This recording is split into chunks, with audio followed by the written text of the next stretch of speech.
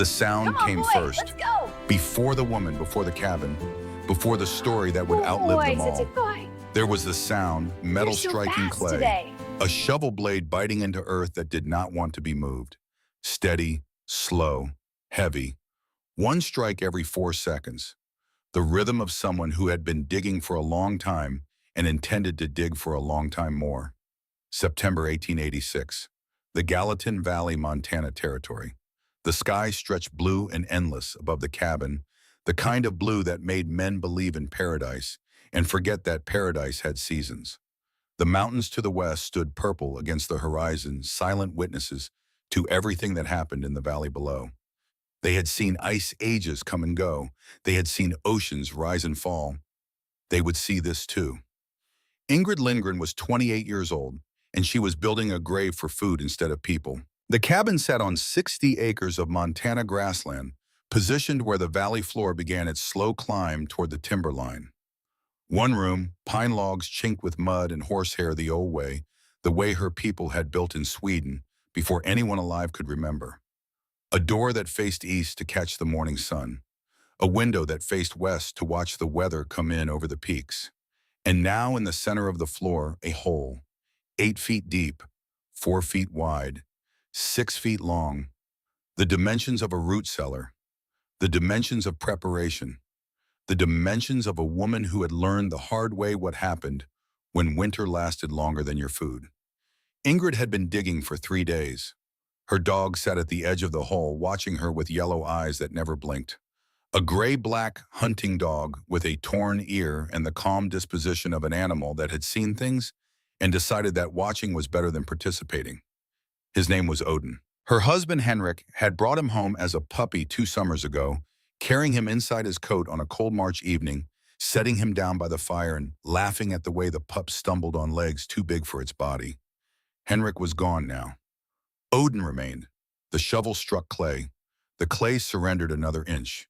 Montana clay was not like the black soil of Minnesota where Ingrid had spent her childhood, and it was nothing like the sandy loam of Ohio that the settlers talked about with such longing. This was dense, calcium-rich hardpan that had never been broken by plow or pick. The root systems of prairie grass ran through it like wire, each one requiring a separate act of violence to sever.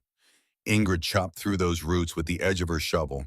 She scooped the loosened dirt into a bucket she hauled up by rope. She dumped the bucket. She lowered herself back down. She chopped. She scooped. She hauled. 3 days of this. Her palms had blistered on the first day, the soft skin tearing away from the flesh beneath in white bubbles that filled with fluid and throbbed with each swing of the shovel. The blisters had torn on the second day, leaving raw pink wounds that bled when she gripped the handle and left dark stains on the wood. By the third day, the raw skin underneath had begun to harden into calluses. Calluses that formed in exactly the same places where Henrik's calluses had been. She knew this because she remembered every callus on his hands, the specific roughness of his palm against her cheek, the way his fingers felt when they laced through hers on cold evenings by the fire. The particular geography of a working man's hands mapped by labor, documented by love. The last time he touched her face was the morning he walked out the door with his Winchester on his shoulder. He did not come back. Ingrid did not think about that now. She dug.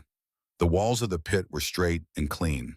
She had squared them with a plumb line made from a rock and a piece of string, the same method Henrik had used to square the cabin walls 2 years ago when they first arrived in the territory with nothing but hope and ignorance and the absolute certainty that hard work would be enough. Hard work had not been enough. But Ingrid was not done working. She checked the floor of the pit with a bowl of water, watching the surface settle, making sure it lay perfectly even across the packed earth. This was how her grandmother had taught her to check the floor of a root cellar in the old country. If the water pooled to one side, the floor was uneven. An uneven floor created low spots where moisture collected. Moisture bred mold. Mold spread. And by February, when you opened the trapdoor expecting potatoes, you found black slime and the smell of failure. Ingrid did not intend to smell failure, not this year, not ever again. Odin whined softly, a single note of concern. Ingrid paused, looked up at him, and the dog settled back down, waiting, patient, the way he had waited for Henrik to come home.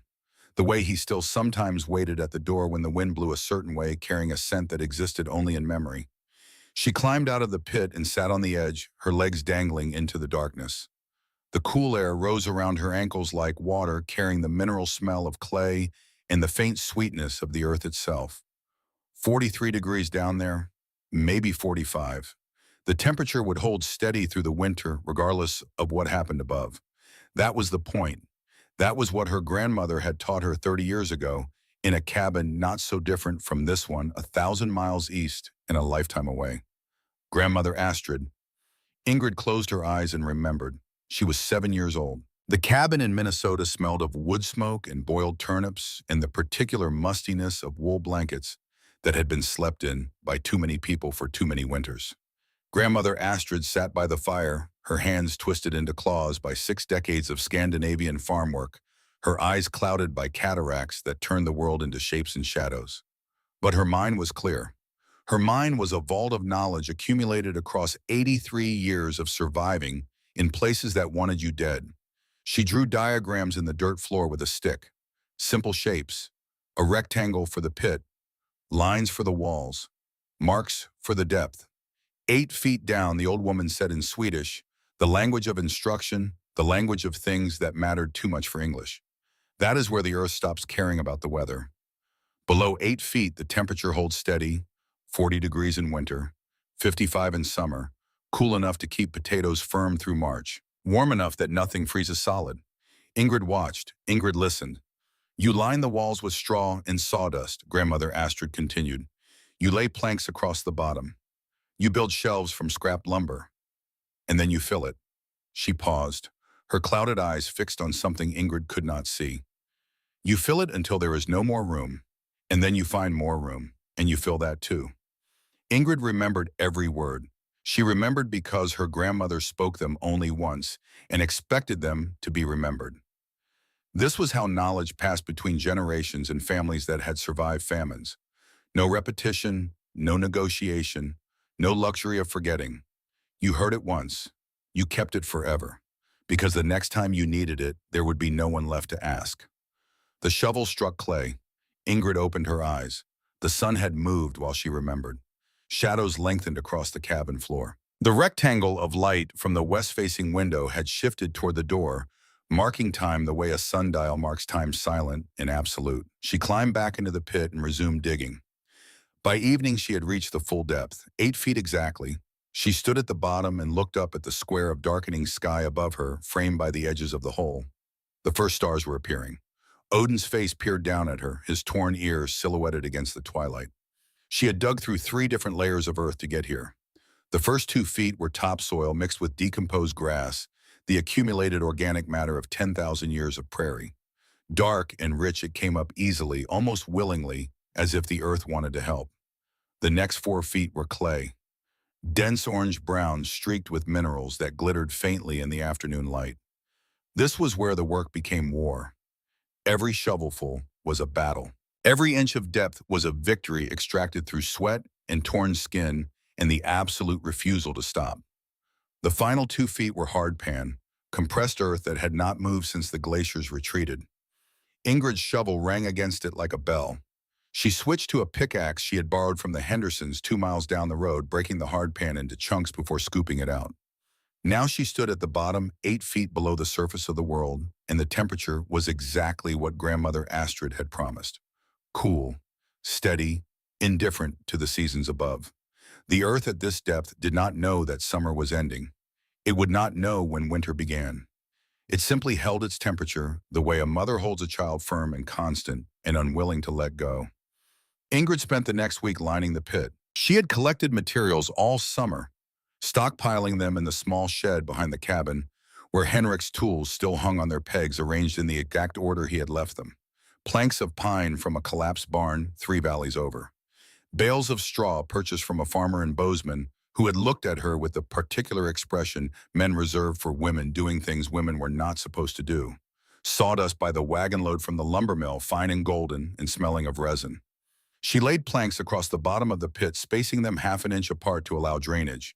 She built frames for the walls, setting them 4 inches away from the clay and filling the gap with alternating layers of straw and sawdust.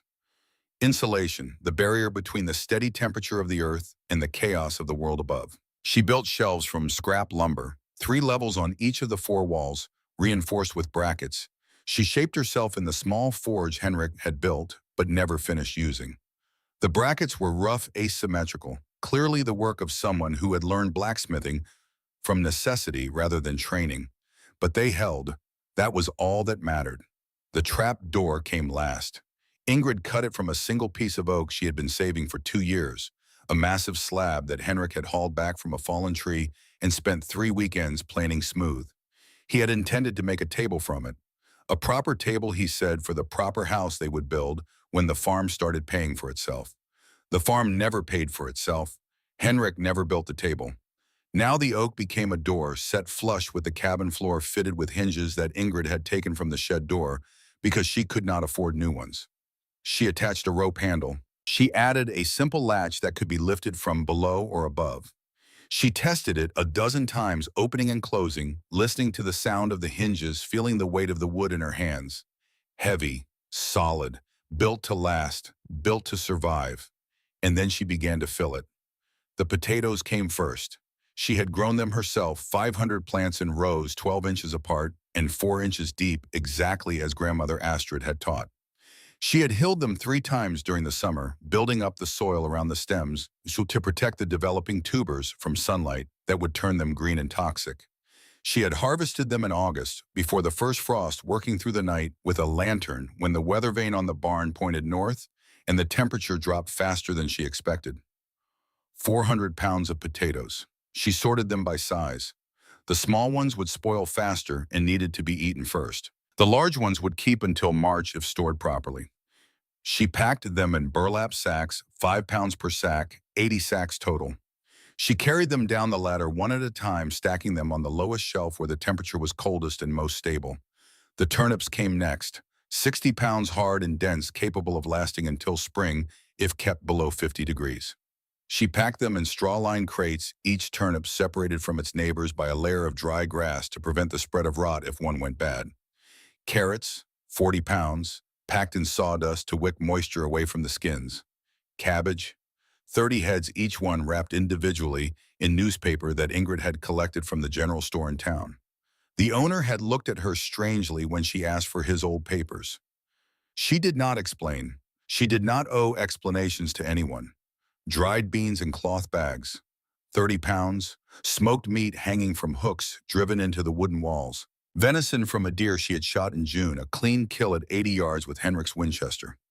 Elk from a bull she had taken in August, 400 pounds on the hoof, yielding nearly 200 pounds of meat that she had stripped into thin slices, rubbed with salt and pepper, and smoked over alderwood for 3 days until it was hard as leather and would keep until the world ended. Preserved fruit in glass jars, huckleberries and chokecherries picked from the hillsides above the valley, cooked down with sugar sealed with beeswax. 20 jars glowing amber and deep red on the upper shelves, small windows into the summer that had produced them. Sauerkraut in oak barrels. 30 pounds of shredded cabbage layered with salt, pressed down with river stones, fermented in the cool shade behind the cabin for 4 weeks until the lactic acid transformed it into something that would last through any winter. Dried apple slices, dried pear slices, packed in paper and stored in tins. Flour in sealed containers to keep out the weevils. Salt in jars. Sugar precious and expensive in a small wooden box lined with cloth. 600 pounds. Ingrid stood at the bottom of the ladder and looked at what she had built. The shelves were full. Every inch of space was occupied. The air smelled of earth and straw and the faint sweetness of dried fruit underlaid with the sharper scent of smoked meat and the mineral tang of root vegetables. She had created a world beneath the world, a treasury of survival, enough food to last one person 7 months without leaving the cabin. And it was not enough. She knew it was not enough because grandmother Astrid had told her it would never be enough. Because the people who survived famines knew that the calculation was never complete. The margin was never wide enough. The preparation was never done. But it was a start. She climbed the ladder. She closed the trap door. She stood in the cabin and looked at the floor that now hid everything she had spent the summer building. You would not know it was there unless you knew to look. A rectangle of oak set flush with the pine planks. A rope handle that lay flat against the wood. A woman's secret buried in plain sight. The sound of horses. Not one horse. Four. And the particular rhythm of iron-rimmed wheels on hard-packed dirt that meant a carriage. A real carriage, not a wagon. The kind of vehicle that cost more than most families earned in a year. There was only one person in the Gallatin Valley who traveled by four-horse carriage with a driver in a button coat. Ingrid walked to the door. The carriage had stopped in her yard, raising a cloud of dust that drifted slowly in the September air.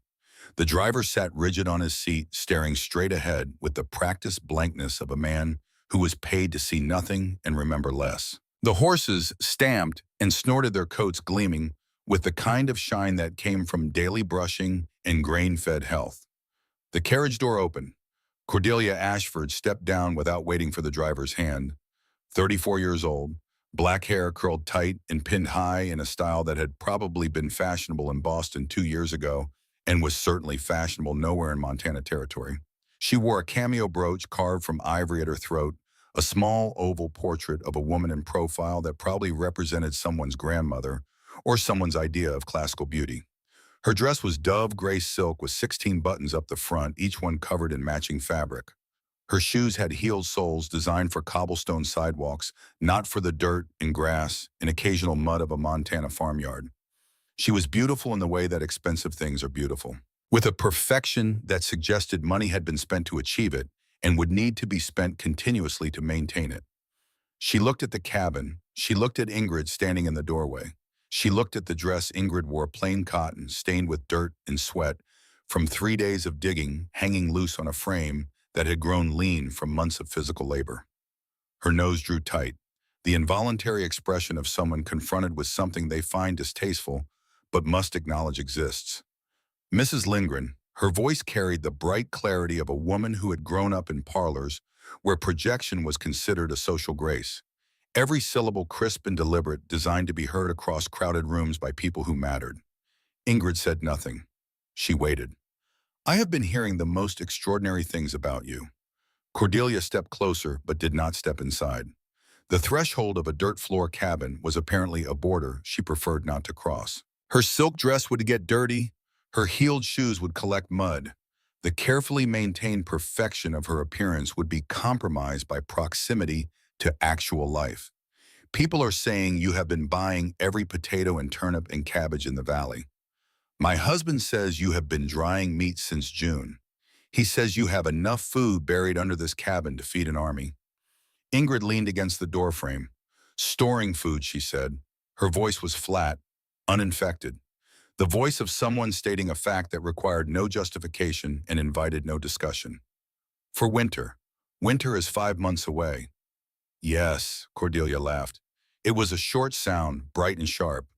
The kind of laugh that was not really about amusement, but about the need to establish that what one was witnessing was absurd. A social weapon disguised as mirth. "People are starting to talk, Mrs. Lindgren. They are saying the Swedish widow has gone mad with grief. They are saying you are hoarding food like a squirrel because you are afraid of your own shadow." Ingrid pushed herself off the doorframe. She stood straight. She was taller than Cordelia by 2 inches, broader in the shoulders, harder in the face. Not beautiful, never beautiful, but solid in a way that Cordelia would never be. "Let them talk." Cordelia's smile flickered. This was not the response she had expected. She had come here with a script in her head, a scene she had already played out in her imagination. The crazy Swedish widow would stammer and explain. She would be grateful for the attention of someone important. She would perhaps cry. Cordelia would offer advice graciously from a position of obvious superiority. The social order would be confirmed. Everyone would know their place. But Ingrid was not following the script. 600 pounds. Ingrid's voice did not change. She might have been reading from a ledger. Potatoes, turnips, carrots, cabbage, dried beans, smoked venison, smoked elk, preserved fruit, sauerkraut, dried apples, flour, salt, sugar. Enough to last 7 months without leaving this cabin. She stepped forward. Cordelia stepped back in involuntary retreat that she tried to disguise as adjustment. "And when winter comes, Mrs. Ashford, I will be ready." The smile was gone from Cordelia's face now. Something else had taken its place. Not fear exactly.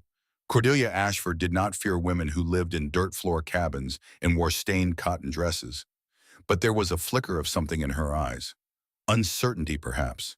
The recognition that she was standing in front of someone who operated by rules she did not understand. My grandmother survived a famine. Ingrid's voice dropped. Lower, quieter. The voice of someone sharing a secret that was also a warning. In Sweden, in 1867, 100,000 people died. She watched her mother and two of her sisters starve to death in front of her. She told me about winters that lasted until June, about people eating bark and leather and things I will not describe to you. Cordelia's hand went to her cameo brooch, an unconscious gesture of self-protection. She taught me that you never know how long winter will last until it is over, and by then it is too late to prepare. The silence stretched between them. Two women from different worlds standing 3 feet apart, separated by everything that mattered. Cordelia saw a madwoman, a widow destroyed by grief, retreating into obsessive behavior that would ultimately prove pointless when spring came and revealed the foolishness of her fears. Ingrid saw something else. She saw a woman who had never been hungry.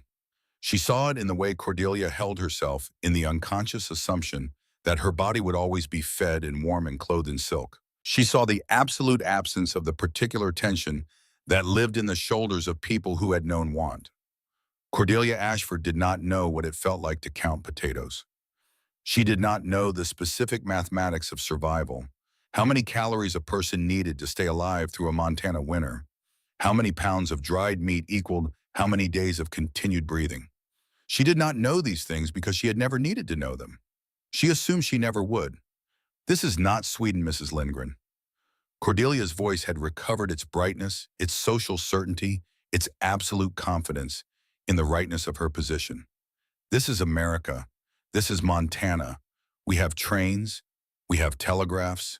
We have ranchers with 100,000 head of cattle grazing in the valleys. She gathered her skirts and turned toward the carriage.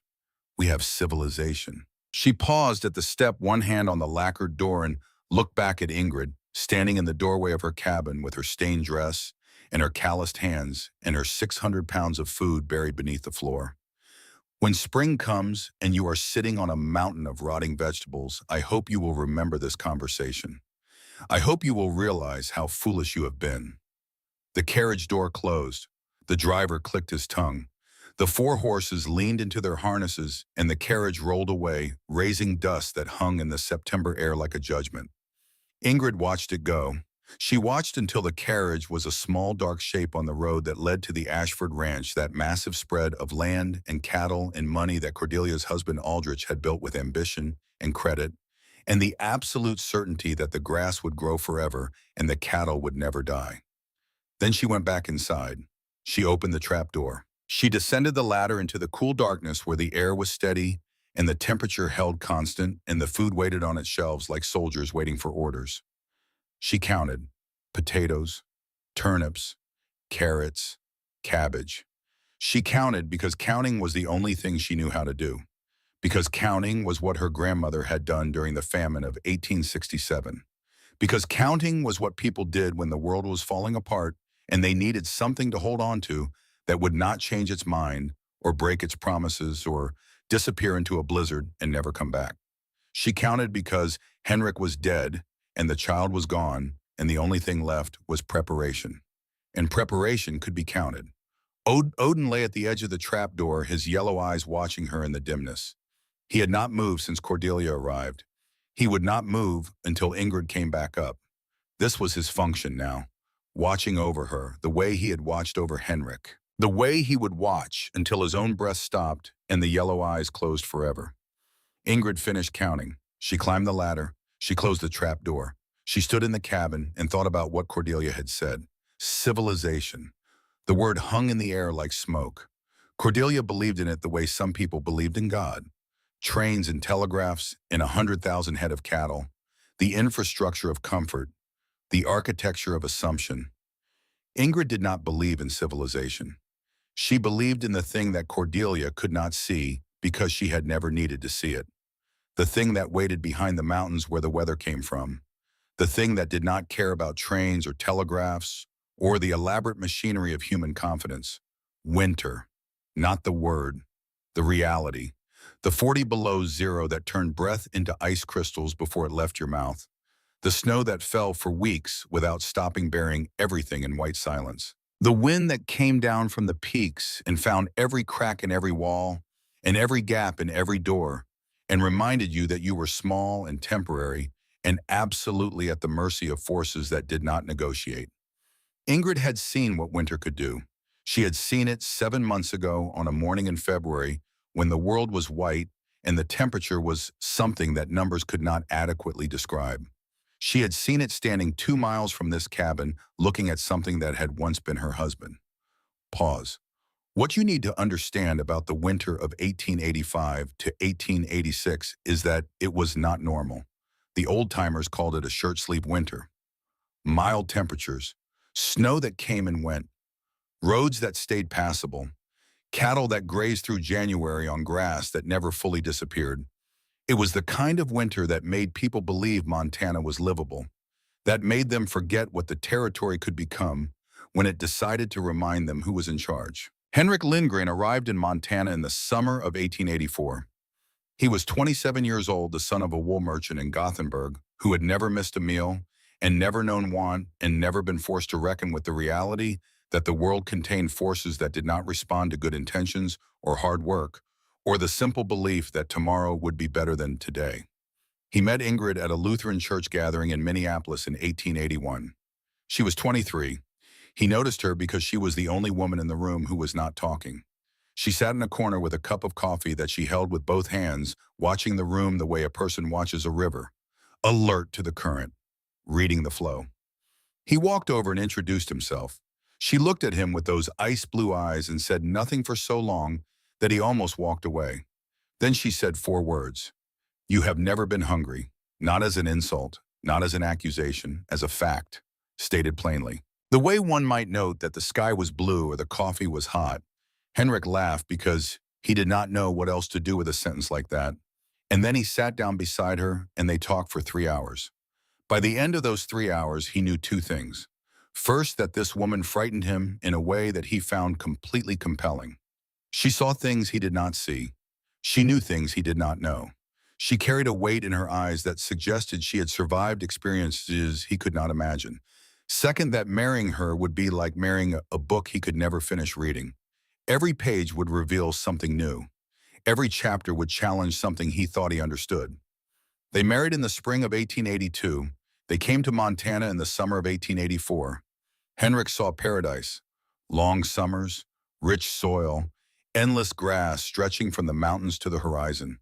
He saw opportunity and abundance, and the promise of a life built on good land under a big sky. Ingrid saw all of that too, but she also saw the other thing, the thing that Henrik could not see because he had never needed to see it. She saw the distance between the cabin and the nearest neighbor, 2 miles of open ground with nothing to stop the wind. She saw the width of the sky and understood that a sky that big could hold weather that a Swedish merchant's son had never imagined. She saw the mountains to the west and knew that wind coming over those peaks in January would carry cold that could kill a man standing up, freeze him in mid-stride, stop his heart between one step and the next. She told Henrik they should store more food. He smiled and kissed her forehead and said the sentence that she would hear in her memory for the rest of her life, the sentence that would echo in the empty cabin after he was gone. "We have enough. Do not worry." He said it with such warmth, such absolute confidence. The confidence of a man who had never been wrong about anything important and did not expect to start being wrong now. For a while, she almost believed him. He built a cabin. He broke ground for a farm. He bought 30 head of cattle on credit from a rancher who was happy to sell to anyone with cash for a down payment. He stored enough food to survive what he thought would be a normal winter. 200 pounds of potatoes and flour and dried goods. Enough for 4 months, maybe 5. He calculated based on his experience in Sweden, where winters were long but temperate compared to what waited for them in Montana. He calculated based on what the established ranchers told him, men who had been in the territory for 5 or 10 years and who said winter was cold but manageable. Nothing a well-built cabin and a decent supply of firewood couldn't handle. He did not calculate for the winter of 1886, because no one calculated for that winter. Because that winter was something that happened once in a generation, once in a century, once in the lifetime of the oldest person in the oldest village in the coldest country in the world. Snow began in November and did not stop until April. The temperature dropped to 30 below and stayed there for weeks. Henrik's 30 head of cattle froze where they stood in the fields, ice forming on their hides, their legs locked, their eyes open and unseeing, slowly disappearing under drifts that grew higher each day. By February, the food was running low. Ingrid was 4 months pregnant, and Henrik made the decision that killed him. He went hunting on February 23rd. He took the Winchester Model 1873 and .44-40 caliber that he had carried from Minnesota. He wore his heaviest coat. He told Ingrid he would be back before dark. She asked him not to go, not with tears, not with pleading. Ingrid did not plead. She said it flat and plain, the way she said everything that mattered. I would rather eat less than lose you. Henrik kissed her forehead. He smiled that warm, confident smile that she had fallen in love with 5 years ago in a church basement in Minneapolis. You and the baby need food. I will be back before dark. He walked out the door. The door closed behind him. And that was the last time Ingrid saw her husband alive. A Montana blizzard is not like a storm in the east. It does not build slowly with darkening skies and dropping pressure. It does not announce itself with wind that rises gradually over hours, giving you time to prepare, time to seek shelter, time to make decisions. It drops out of nowhere. The Chinook winds reverse. The temperature falls 30 degrees in an hour, and the world turns white so fast that a man standing in an open field cannot see his own hand in front of his face. Henrik was 3 miles north of the cabin when the sky erased itself. He turned back. The tracks they found later proved he turned in the right direction. He was walking home. He knew where home was. He was doing everything right. He was 2 miles from the door when his body stopped. The cold did not kill him all at once. It killed him by degrees. First the extremities, the fingers going numb inside his gloves, the toes losing feeling inside his boots, then the hands, then the feet, then the legs which slowed and stiffened and finally refused to bend. He fell forward into the snow. He pushed himself up. He kept walking. 1 step, another step, another. The cabin was 2 miles away. He could have seen it if the snow had not been falling so thick that the world was reduced to a white void in every direction. He was walking toward it. He was almost there. He was so close. His heart stopped somewhere between 1 step and the next. The electrical signals that kept it beating simply ceased, overwhelmed by cold that had penetrated every layer of protection and reached the core of him. He did not fall. He froze, standing up, his face turned toward home, his rifle still on his shoulder, 1 foot slightly ahead of the other, as if he were still walking. The snow buried him slowly over the next 3 days. Ingrid waited. She stood at the window through the night, watching the white void where her husband had disappeared. She put another log on the fire. She boiled water for tea that she did not drink. She pressed her hand against the glass, and the glass was so cold, it burned her palm, and she kept her hand there anyway because the pain was something real. Something that was not the white emptiness outside. Something that would blunt the silence that filled the cabin like water filling a sinking ship. Through the next day she waited. She ate a handful of flour mixed with water because the baby needed something. Even when her throat had closed around the fear so tight that swallowing felt like pushing food through a fist, she forced herself to eat. She talked to the baby. She put her hands on her belly and spoke in Swedish, the language of her childhood, the language of her grandmother's kitchen, the language she used when she was most afraid. She told the baby that its father would come home. She said it in Swedish because lies sounded more like prayers in Swedish. Through the day after that. On the 3rd morning, the snow thinned enough to walk. Not much, still knee-deep. But the wind had stopped and the sun was a pale disk behind clouds that had finally exhausted themselves. Ingrid put on Henrik's 2nd coat, the one he had not taken because he only had 2 and he had worn the heavier one. She walked out the door and began to search. She found him 2 miles north, standing upright in a drift, frozen in mid-stride, his rifle still on his shoulder, his face turned toward the cabin. His eyes open and covered with a thin film of ice that made them look like they had been glazed like the eyes of a porcelain doll. In the morning light, they reflected the sky above him, blue and cold and empty. His lips were slightly parted, as if he had been about to speak. about to call out to her, about to say her name or say I am coming or say I can see the cabin, I am almost there. But the cold had stopped him, between the thought and the word, between the breath and the voice, between here and home. Ingrid did not scream. She did not cry. She wrapped him in the blanket she had brought, and she dragged him home. 2 miles through knee-deep snow. It took 3 hours. Her muscles burned. Her lungs burned. Her heart burned with something that was not grief yet, because grief required acknowledgement, and she was not ready to acknowledge anything. She was just bringing her husband home. She could not bury him because the ground was frozen solid to a depth that no shovel could reach. So she laid him on the porch and covered him with the blanket and went inside and ate the last of their flour and waited for spring. Spring came.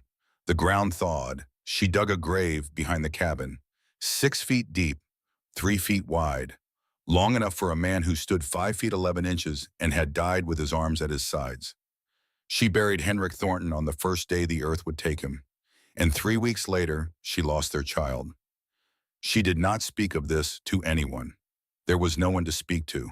The nearest neighbor was 2 miles away, and the roads were still rivers of mud.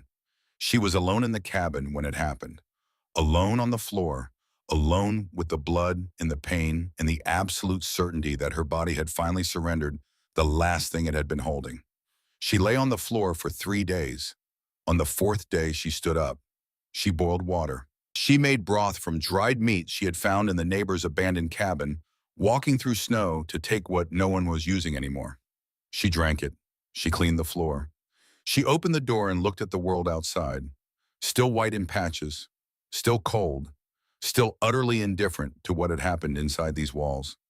And she understood something that would govern every decision she made for the rest of her life. She understood the price of not enough. Not enough food, not enough preparation, not enough respect for what winter could do when it decided to keep going. Henrik had been a good man, a kind man, the kind of man who stopped to help strangers with broken wagon wheels and gave away his last dollar to someone who looked like they needed it more. A man who laughed easily, who sang Swedish folk songs while he worked, who believed with his whole heart that things would work out because things had always worked out for him. But he had been wrong. He had been wrong about how much food they needed. He had been wrong about how long winter would last. He had been wrong about the margin between survival and catastrophe. And his wrongness had killed him. And his wrongness had killed their heir child. And Ingrid was not going to be wrong again. She started digging the root cellar in August. She started filling it in September. And now she stood in her cabin with 600 pounds of food beneath her floor and a woman in a silk dress telling her she was crazy. Maybe she was crazy. Maybe grief had broken something in her mind that would never be repaired. Maybe the 4 days on the floor after she lost the baby had damaged her in ways that would only become clear later. Maybe she was hoarding food like a squirrel because she was afraid of her own shadow, exactly like Cordelia said. But she would rather be crazy and alive than sane and dead. She would rather count potatoes in August than count the days until starvation in February. She would rather dig a hole in her floor and fill it with vegetables than dig a hole in the ground and fill it with her own body. She opened the trap door one more time. She descended the ladder. She sat on the cool earth floor of the root cellar, 8 feet below the surface of the world, and she held the small hand trowel that grandmother Astrid had given her before she died. A simple tool with a birchwood handle worn smooth by 60 years of use. The blade was iron thin from decades of sharpening, but still true, still capable of biting into earth. This was my mother's grandmother, Astrid had said. She used it to dig the last turnip from the ground before she died. I have carried it for 60 years, across an ocean, across half a continent. Now you carry it. Ingrid ran her thumb across the smooth wood. She thought about the women who had held this tool before her. Her great-grandmother, who had starved to death in Sweden in 1867. Her grandmother, who had watched her mother die and carried the trowel across the world so she would never forget. And now Ingrid herself, 28 years old, sitting in a hole in Montana preparing for a winter that might or might not kill her. The chain of knowledge. The inheritance of survival. She climbed the ladder. She closed the trap door. She went to bed. And in the darkness, with Odin curled at her feet and the September wind beginning to turn cold outside, she made herself a promise, not a prayer. Prayers were for people who believed someone was listening. A promise, whatever came next, she would be ready. Whatever winter brought, she would survive. And if anyone knocked on her door asking for help, she would remember what grandmother Astrid had told her in that cabin in Minnesota 30 years ago. 7 words that would echo through everything that was coming. Always store enough for the people you have not met yet. She did not fully understand what that meant. Not yet, but she would understand it in February. When the first knock came at her door, the first snow fell on November 9th. Ingrid stood at her west-facing window and watched it come, fat flakes drifting down from a sky that had turned the color of old iron. They fell slowly at first, almost gently, as if the weather were testing the valley's defenses before committing to a full assault. By nightfall, the ground was white. By morning, the drifts were a foot deep and showed no sign of stopping. Odin pressed against her leg, a warm weight, a reminder that she was not entirely alone. She put her hand on his head and felt the coarse fur beneath her fingers and listened to the silence that snow brings. The muffled quiet of a world being wrapped in a blanket that would not be removed for a very long time. In the distance, invisible now, beneath the falling, white 50,000 head of Ashford cattle, stood on 100,000 acres of open range. They did not know what was coming. Neither did the men who owned them. Neither did the women who wore silk dresses and believed in civilization. But Ingrid knew. She turned from the window and walked to the center of the room and stood on the oak trap door that covered everything she had built. 600 pounds, 7 months, and the door would open for anyone who knocked. December came down on the Gallatin Valley like a hand pressing a pillow over a sleeping face. Slow, steady, suffocating. The snow did not fall so much as accumulate, each storm adding another layer to what was already there, compressing the world beneath it, burying fences that had stood for years, erasing roads that had been carved by 1,000 wagon wheels, turning the valley into a white void where distance became meaningless and direction became a guess. By the end of November, the drifts were 2 feet deep. By mid-December, 3 feet. By Christmas, the snow reached the bottom of Ingrid's window, and she had to dig a trench from the cabin door to the woodpile just to keep the fire going.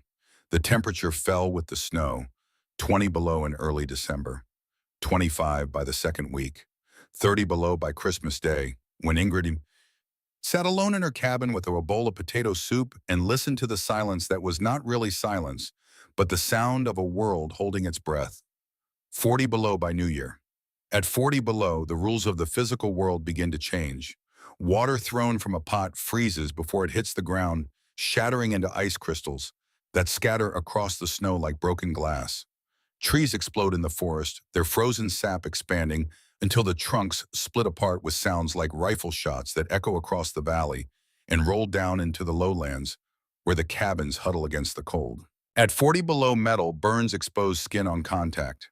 A man who touches a doorknob with a bare hand leaves his flesh behind when he pulls away. A woman who steps outside with pot covering her face feels her nostrils freeze shut with each breath, the moisture in her nose turning to ice in the time it takes to inhale.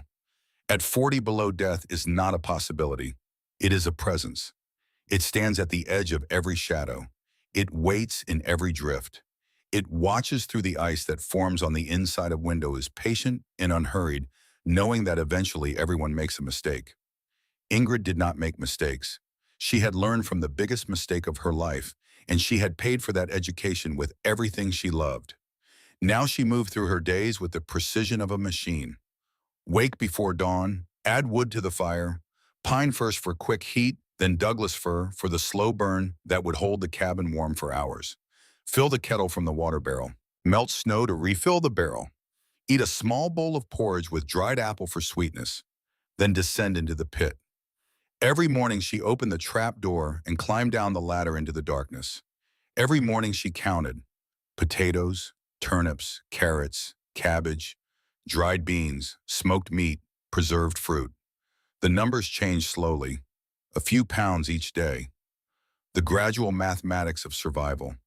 She recorded everything in a small notebook she kept on the shelf beside her bed. The date, the current inventory, the rate of consumption, the projected duration. At the current rate, the food would last until May, but the current rate assumed she was the only one eating.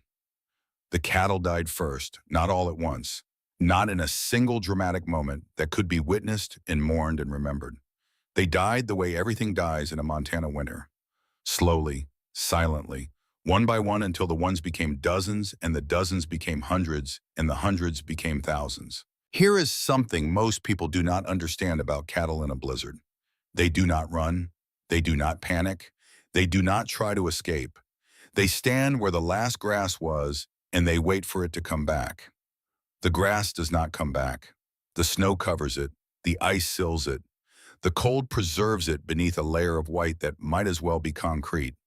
The cattle stand and wait, and the fat beneath their hides burns away to keep their bodies warm. And when the fat is gone, they burn muscle, and when the muscle is gone, they simply stop. Their hearts continue beating for a while after their bodies give up. The electrical signals that keep a heart moving do not require consciousness or hope or the will to survive. They just require enough warmth to keep the cells functioning.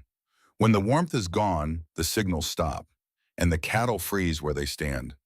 Ingrid saw them from her window in early January, dark shapes in the white distance.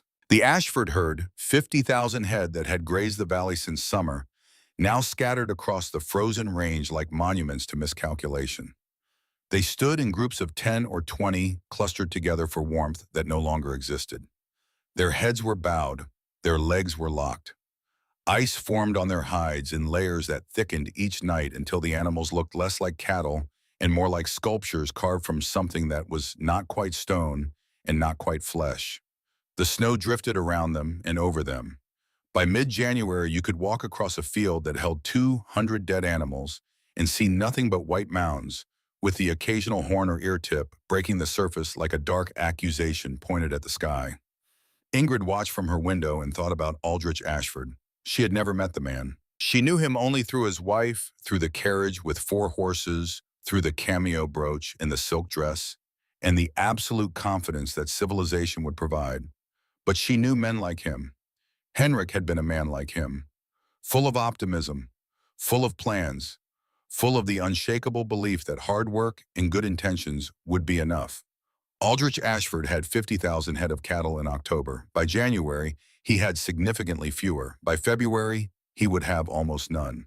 And Ingrid knew what that would do to a man like him, a man who measured his worth in livestock, a man who had borrowed against the value of his herd, a man who had promised his wife a life of silk dresses and cameo brooches, and would now have to explain that the promises were as dead as the cattle freezing in his fields.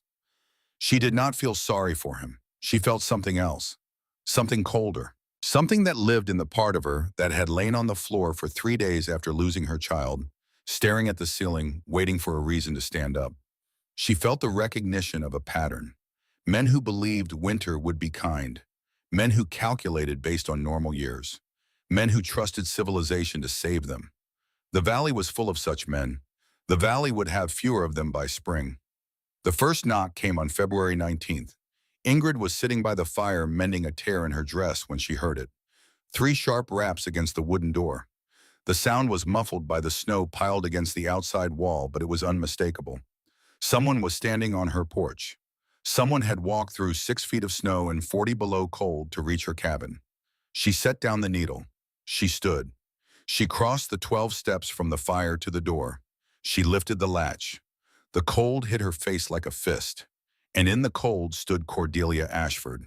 But not the Cordelia Ashford of September. Not the woman with the silk dress and the cameo brooch and the 4-horse carriage and the bright, sharp laugh. This Cordelia had come on foot. Her black curls were hidden under a wool scarf that had once been white and was now gray with smoke and sweat. The brooch was gone. The silk dress was gone, replaced by a plain wool coat that hung loose on a frame that had grown thin.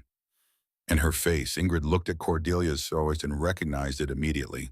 The cheekbones pushing forward beneath skin that had lost its padding. The eye sockets deepening as the flesh around them retreated. The particular gray pallor that came from weeks of not enough food when the body began to consume itself because there was nothing else left to consume. Ingrid had seen that face before. Grandmother Astrid had described it in detail that was clinical and precise and terrible.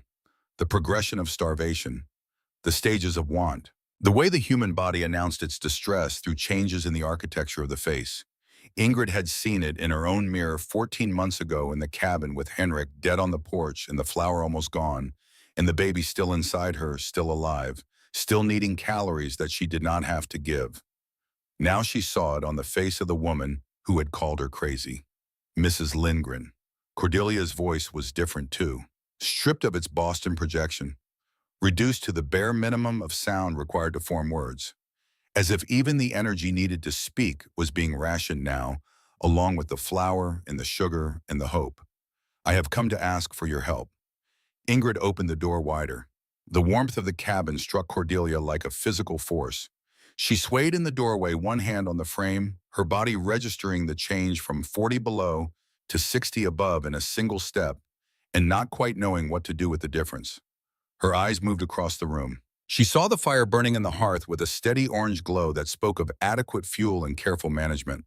She saw the dried meat hanging from the rafters, dark strips that meant protein, that meant survival, that meant someone in this valley had prepared for what was happening. She saw the jars of preserved fruit lined up on the shelves, their contents glowing amber and deep red in the firelight. She saw the oak trap door set flush with the floor, and she understood what was beneath it. Cordelia stepped inside. She stood in the middle of the cabin and she was shaking. Not from the cold she had just left, but from the warmth she had just entered. Her body trembling with the effort of adjusting to a temperature it had not felt in months. And the tears came before the words did. Not dramatic tears, not the kind that announced themselves with sound and gesture. The quiet kind, the kind that simply appear on a person's face like condensation on cold glass. The body's acknowledgement of something the mind has not yet agreed to say out loud. We are running out of food. Each word cost her something. Each word was a coin spent from a purse that was almost empty. The supply wagons cannot get through. The roads are buried. The hunting parties cannot find anything. The deer are dead. The elk have moved to lower ground. Everything that could be eaten has already been eaten. She paused. She swallowed. The swallowing was visible, a physical act of forcing pride down a throat that did not want to accept it. I know I said things. I know I laughed at you.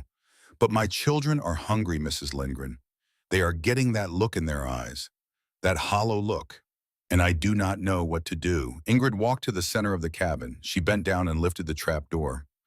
Cool air rose from the darkness. 43 degrees, steady and unchanged since November. Unchanged because that was the entire point of 8 feet of depth in straw, insulation, and pine plank walls. She descended the ladder. In the dim light of the root cellar, she reached into her coat pocket for the hand trowel, the one with the birch wood handle worn smooth by her grandmother's grip. She used it to work a sack of potatoes free from the shelf where it sat wedged between a crate of turnips and a row of glass jars. She brought up the potatoes. 20 pounds. She went back down for a jar of preserved pears. Back down again for a package of smoked venison wrapped in cheesecloth and tied with string. She set them on the table. Cordelia stared at the food, then at Ingrid, then at the open trap door and the pit that still held hundreds of pounds of provisions visible in the lamplight as a dark, orderly space filled with sacks and crates and jars. This is enough for a week. Ingrid's voice was flat, uninflected. The voice of someone making a transaction, not a gift. Come back next week and I will give you more. Cordelia looked at the food on the table. She looked at Ingrid, standing beside it with her calloused hands and her lean face and her ice blue eyes that showed nothing. No triumph, no satisfaction, no I told you so. Just the steady gaze of a woman who had prepared for this moment and was now doing what she had prepared to do. I do not understand. Cordelia's voice cracked on the last word. I mocked you. I told everyone you were crazy. I laughed at you in front of the whole town. Why would you help me? Ingrid pushed the food across the table. Your children did not mock me. She held Cordelia's gaze. And I will not let them starve because their mother had too much pride to admit when she was wrong. 3 seconds of silence, long enough for something to pass between the two women. Something that was not forgiveness, but might become forgiveness someday.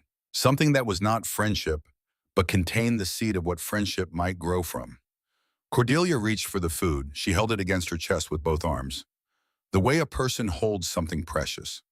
Something that means the difference between today and tomorrow. She walked to the door. She stopped with her hand on the latch.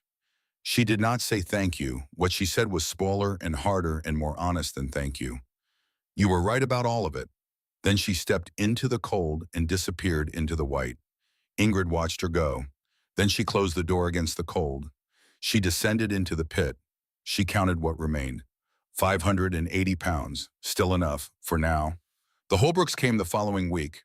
Thomas and Clara and their 6 children, the oldest 14, the youngest 2, and carried in his mother's arms because he was too weak to walk. The children were silent in the way that only hungry children are silent. Not the silence of obedience, not the silence of shyness, the silence of conservation. Bodies that had learned to spend nothing that did not absolutely need to be spent. No unnecessary movement, no unnecessary speech, no unnecessary anything. Because everything cost calories, and calories were the currency that kept you alive, and they had almost none left. Clara looked at Ingrid with eyes that were wet but did not cry. She could not afford to cry. Crying burned energy, and she had no energy to spare for anything that did not directly result in food entering her children's mouths. Thomas removed his hat and held it in both hands. He turned it around and around in his fingers, the way men do when they are about to say something that shames them. I should have listened to my wife. His voice was rough, the voice of a man who had been trying not to speak for fear of what might come out. She worried since September. She said we should store more food. She said this winter felt different. And I kept saying it would be twice. I kept saying it would be a normal winter. He looked at the floor. It is not a normal winter. Ingrid gave them food. She told Clara to make thin broth from the potatoes first. Feed the children the broth before the solids. Let their stomachs adjust to food after days of little or nothing. She told her to give the youngest just a few spoonfuls at first. A stomach that had been empty too long could reject a full meal. And vomiting wasted calories that the child could not afford to lose. She knew these things because grandmother Astrid had taught her. Because these were the lessons of the Swedish famine of 1867 passed down through decades and across an ocean, still accurate, still relevant, still saving lives in a Montana cabin in 1887. The Holbrooks left with enough food to last a week. They would be back. After the Holbrooks came the Dawsons, then the Hendersons, then the Mullers, then families whose names Ingrid had never learned. People who had walked through blizzards. People who had crawled through drifts on hands and knees. People who had heard from someone who heard from someone else that the Swedish widow on the quarter section at the edge of the valley had food when no one else did. They came because they had nowhere else to go. They came because they had nothing left to lose.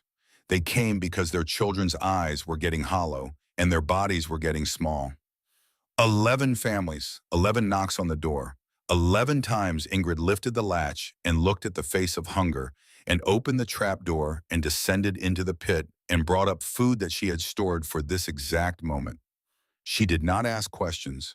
She did not demand explanations. She did not say, "I told you so," to any of them. Not to the ranchers who had laughed at her in town, not to the merchants who had overcharged her for supplies, not to the women who had whispered behind her back about the crazy Swedish widow who buried vegetables instead of planting them. She just opened the door. Every time. Old Ezekiel Morrison came too, 72 years old, the longest living resident of the valley. He did not come for food. He had stored enough for himself, barely the habits of a man who had learned from other winters that Montana was not to be trusted. He came to sit by Ingrid's fire and drink a cup of hot water and watch as family after family knocked on her door. "You are doing what the old-timers used to do." His voice was rough from decades of tobacco and cold air. Before everyone decided they knew better than the land, Ingrid did not respond. She was counting potatoes in her head. 320 pounds, minus the 20 she had given to the Muellers that morning. 300 pounds. They are learning what I tried to tell them for 20 years. Ezekiel shook his head slowly. The old ways always come back. Same reason every time. The new ways forget what the old ways learned in blood. He turned and walked away without another word. Outside, the temperature dropped another 5 degrees. The news from the Ashford Ranch grew worse with each of Cordelia's visits. She came every week now, walking the 2 miles through snow that reached her waist into places carrying back food that kept her children alive for 7 more days. Each time she stayed a little longer. Each time she asked a question or two. Each time she watched Ingrid's hands as they worked. And each time she told Ingrid a little more about what was happening at the ranch.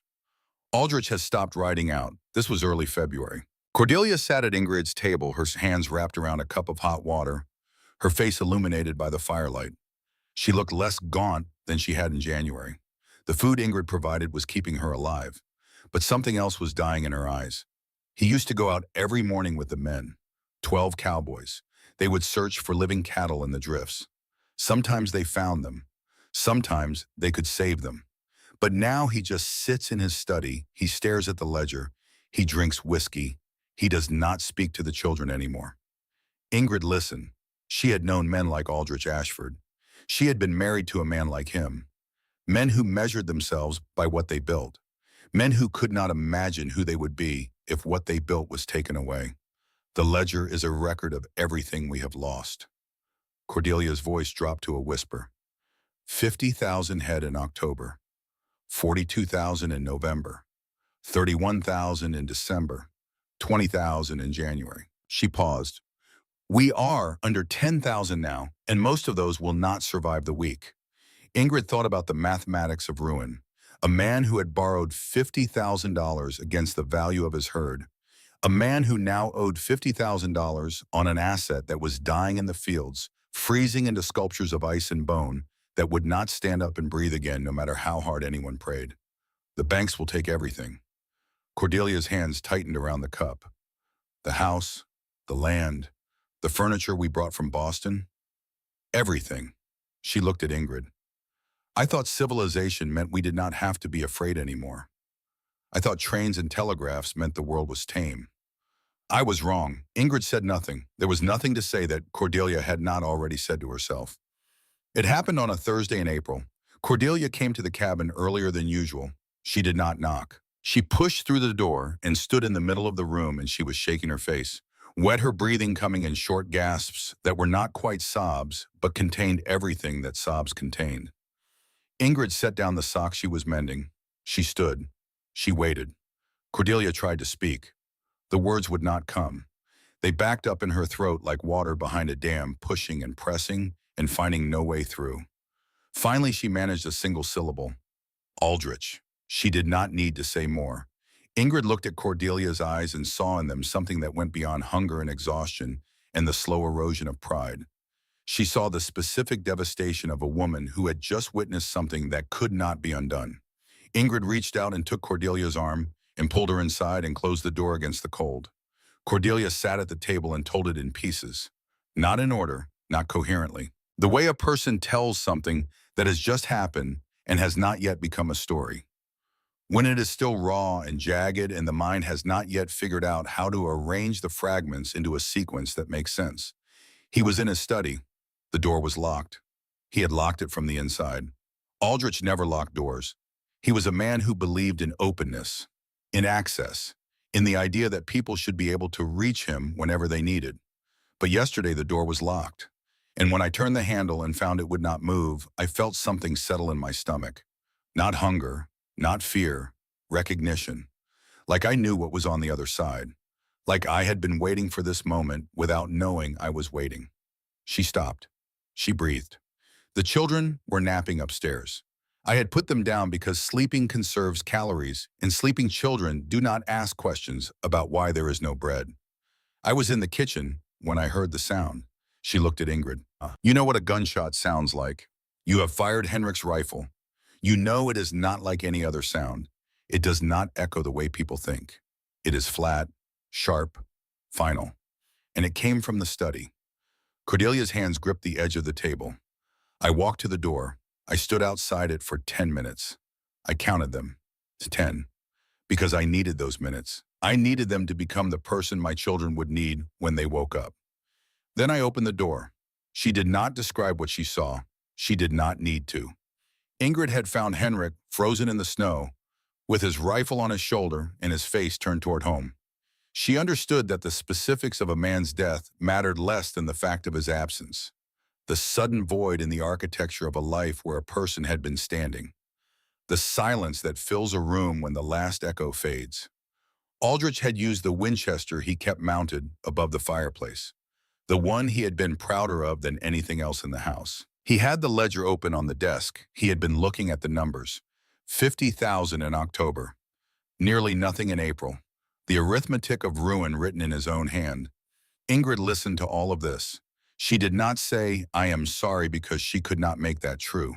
She could not travel back in time and unlock the study door and take the rifle from the wall and hide it and sit Aldrich Ashford down and tell him that bankruptcy was not the end of a life, only the end of a fortune.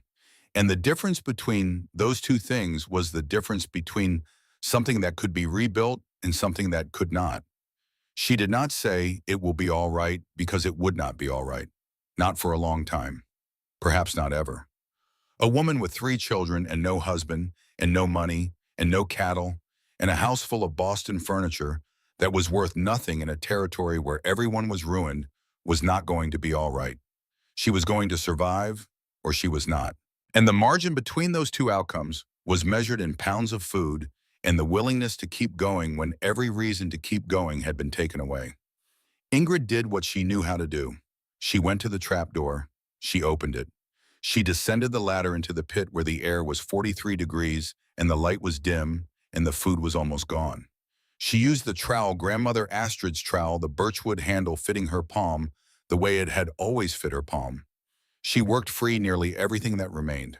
A small sack of potatoes, maybe 15 pounds, a double handful of dried beans that rattled like pebbles in the cloth she gathered them in, the last jar of preserved pears, the glass cold against her fingers, the fruit inside floating in syrup that caught the lamplight and glowed amber, the last gold in the mine. She brought them up. She set them on the table in front of Cordelia. "This is almost everything I have left." Cordelia looked at the food on the table. Then she looked at Ingrid standing beside it. She saw what the winter had done to Ingrid's body, what months of giving had cost, the dress hanging loose on a frame that had given away its own substance, the hands trembling slightly when they set the jar down, trembling not from cold but from the kind of weakness that comes when a body has been running on almost nothing for weeks, because Ingrid had been feeding 11 families with food meant for one, and she had cut her own meals to almost nothing, so that children she had never met before this winter could eat. "You will die." Cordelia's voice was barely a whisper, maybe. Ingrid's voice did not waver. "But your children will not." The words sat on the table between them with the potatoes and the beans and the single jar of pears. Ingrid did not explain them. She did not elaborate or justify or deliver a speech about sacrifice. She stated the arithmetic. She might die. The children would not. The math was clear, and Ingrid had always trusted mathematics more than words, because mathematics did not lie, and did not change its mind, and did not promise things it could not deliver. Cordelia picked up the food. She held it against her body. She stood at the door and looked at Ingrid for a long time, and in that look something passed between the two women that neither would ever fully describe. It was not friendship, though it was closer to friendship than anything either had felt for the other before. It was not forgiveness. Though forgiveness was part of it, it was recognition, the recognition of two women who had both lost husbands to the same winter, one to a blizzard, one to a ledger, who had both been broken by it in different ways, who stood on opposite sides of a divide that had once seemed permanent and immovable and now seemed like nothing, like a line drawn in snow, already melting, already disappearing. Cordelia left. Ingrid closed the door. She went to the pit. She looked down into it. The shelves that had held 600 pounds of survival were nearly bare. A few potatoes the size of her fist.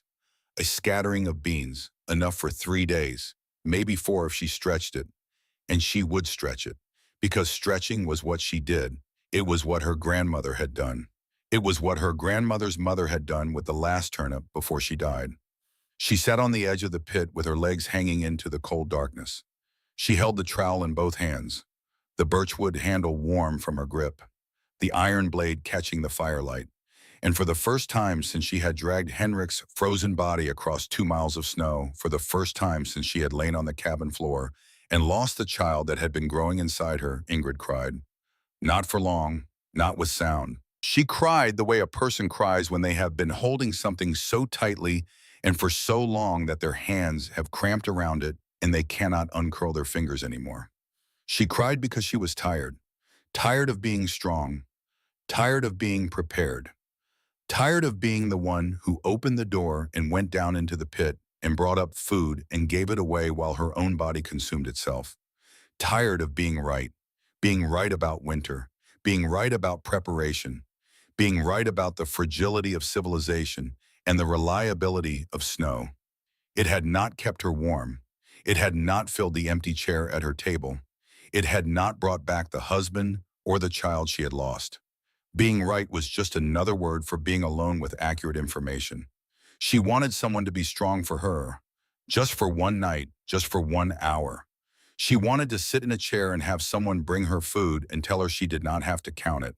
She wiped her eyes with the heel of her hand. She closed the trap door. She boiled the few remaining potatoes and ate half and saved half for tomorrow. She went to bed, and she told herself what she had told herself every night since she stood up from the floor where she lost her baby. Tomorrow, if someone knocks, you will open the door, because that is what you do. That is what Grandmother Astrid did. That is what Grandmother Astrid's mother did. And the chain does not break because you are tired. Odin lay at the foot of the bed, his yellow eyes watching her in the darkness. He did not understand what was happening. He only understood that his person was still here, still breathing, still warm. That was enough for him, and it would have to be enough for her.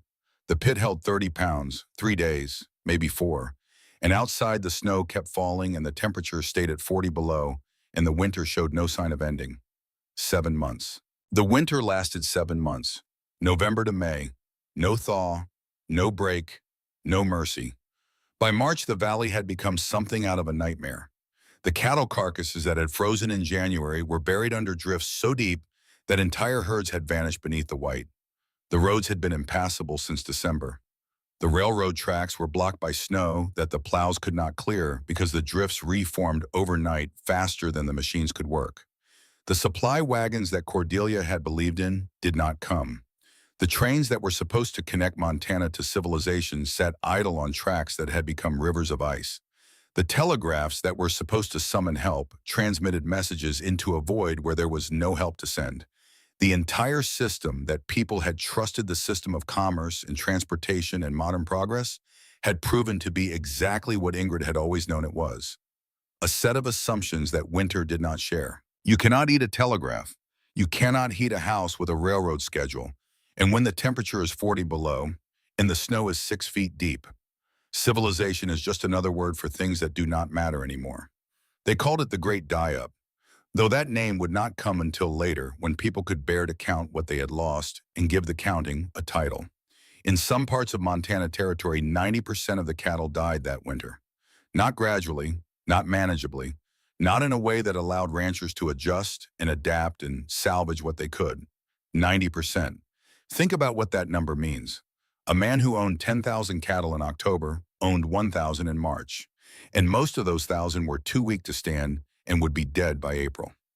A man who had borrowed $50,000 against the value of his herd now owed $50,000 on an asset worth nothing, less than nothing, because dead cattle are not just worthless. They are expensive. Someone has to deal with the bodies. Someone has to pay for the cleanup. Someone has to face the banker and explain that the collateral is scattered across 100,000 acres frozen solid, being eaten by wolves that had grown bold from months of easy feeding. Ranchers who had been millionaires in October were bankrupt by February. The entire economy of the territory, built on grass and cattle and the assumption that both were infinite, collapsed under 6 feet of snow and temperatures that would not rise above zero for weeks at a time. And Ingrid Lindgren stood in her cabin with 30 pounds of food and a pit that had saved 11 families and a body that was slowly consuming itself. She had given everything away. She had kept almost nothing for herself. And now she stood on the edge of the same abyss that had swallowed Aldrich Ashford and his 50,000 cattle. The difference was that she had chosen this edge. She had walked to it deliberately with her eyes open, knowing what it would cost, because she had remembered what Grandmother Astrid told her in that cabin in Minnesota. 7 words that had governed every decision she made since November. Always store enough for the people you have not met yet. She had stored enough, and she had given it away, and now she had almost nothing left. And she did not regret it, not for one moment, not for 1 second, because those 11 families were alive. Those children were still breathing. Those mothers and fathers would see spring when it finally came, and that was worth more than her own survival. That was worth more than anything. She opened the trap door one more time. She descended the ladder. She sat on the cool earth floor of the root cellar in the darkness with the trowel in her hands and the last few potatoes on the shelves around her. And she waited for spring, for the snow to stop, for someone to knock on her door. She did not know which would come first. She only knew that she would be here when it happened, still breathing, still counting, still ready to open the door if anyone needed her. Outside, the temperature was 40 below. The snow was still falling, and the winter was not done with the Gallatin Valley. Not yet. The knock came at dawn. Ingrid was sitting by the cold hearth, wrapped in a blanket that no longer kept her warm because her body had stopped generating enough heat to trap. The fire had burned down to embers 3 hours ago, and she had not added wood because adding wood required standing, and standing required energy, and energy was something she no longer possessed in sufficient quantities. She had eaten half a potato the night before. She would eat the other half tonight. That would leave her with 6 potatoes total, 2 days of food if she stretched it. 3 if she stopped eating altogether and just drank the water. She boiled the potatoes in, consuming the starch that leached into the liquid, the ghost of nutrition. The knock came again. 3 sharp raps against the wooden door. Ingrid did not move immediately. She sat in the chair and looked at the door and thought about what was on the other side. Another family. More children with hollow eyes. More mothers who could not meet her gaze because the shame of asking was too heavy to carry while also looking at the person you were asking. She had given away everything. She had nothing left to give. But the knock came a third time and her body responded before her mind could finish its calculations. She pushed herself up from the chair. The room tilted. She put one hand on the table to steady herself and waited for the world to stop spinning. Then she walked to the door. 12 steps that felt like 12 miles. She lifted the latch. The cold morning air hit her face, but it did not feel as cold as it had in January. The temperature had climbed. Not much. Still below freezing. But the brutal 40 below that had defined the winter was loosening its grip, retreating degree by degree toward wherever such cold went when it was finished killing. And in the gray morning light stood Silas Thornburg. She knew him by sight, though she had never spoken to him. A small farmer on a quarter section a few miles from her place. 32 years old, lean and quiet with the particular stillness of a man who had learned that silence was more useful than speech. He had helped her once, in September before the snow came when she was hauling a sack of potatoes from a wagon to her cabin. He had stopped on the road. He had looked at her. He had looked at the sack. And without a word he had dismounted, walked over, lifted the sack onto his shoulder, and carried it to her door. He had set it down. He had nodded once. He had mounted his horse and ridden on without speaking a single syllable. She had not seen him since, but she had thought about him. In the long, dark hours of January and February, when the only sounds were the fire crackling and Odin's breathing and the occasional crack of ice forming on the inside of the windows, she had wondered if he had survived, if his preparation had been enough, if he was out there somewhere in the white void still breathing, still counting his own diminishing stores. Now he stood on her porch, and on his shoulder was a burlap sack that was not small. Ingrid looked at the sack. She looked at him. He was thinner than she remembered, much thinner. His cheekbones were sharp under skin that had gone tight from weeks of eating less than a body needs. His coat hung loose on shoulders that had narrowed over the winter. The particular leanness of a man who had been rationing himself the same way she had been rationing herself. But he was standing. He was standing, and he was holding a sack, and he was looking at her with eyes that saw everything. He saw the way she gripped the doorframe. He saw the tremor in her hands that she could not control. He saw the dress hanging loose on a body that had given away its own substance. He saw what she had done to herself. He set the sack down on the porch. Ingrid did not speak. She did not have the energy for words. She just looked at the sack and then looked at him and waited for whatever was supposed to happen next. He reached down and opened the sack so she could see inside. Potatoes, firm and unsprouted, dried beans, a double handful at least, smoked meat wrapped in cheesecloth, not a little. Enough. Enough for 2 weeks, maybe 3. Enough to keep one person alive until the snow melted and the ground thawed and the world remembered that it had seasons other than winter. Ingrid understood what the sack was. It was his last reserve, or close to it. He was giving her what she had been giving everyone else. He was closing the circle. She opened her mouth to say something, to thank him, to refuse, to explain that she could not accept what he could not afford to give. But her legs chose that moment to stop working. Not dramatically, not with a cry or a collapse. She simply sat down on the porch step because her body had decided without consulting her mind that it was done standing, done pretending, done holding itself upright through sheer force of will when the will had run out along with the food. She sat with the sack beside her and her hands in her lap, and she looked at the ground between her boots, and she did not get up. Silas did not move for a long time. He stood on the porch and looked at the woman sitting on the step, and he understood what he was seeing.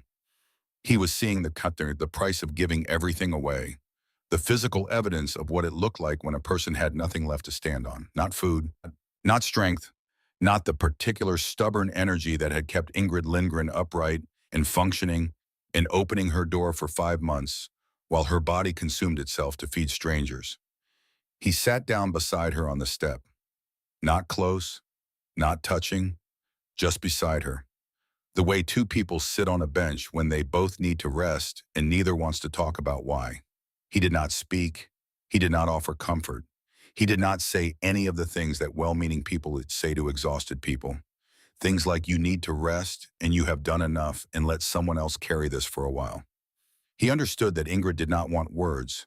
She wanted silence that was not lonely. She wanted to sit beside another person and not have to explain anything or justify anything or be strong about anything. They sat on the porch step for a long time.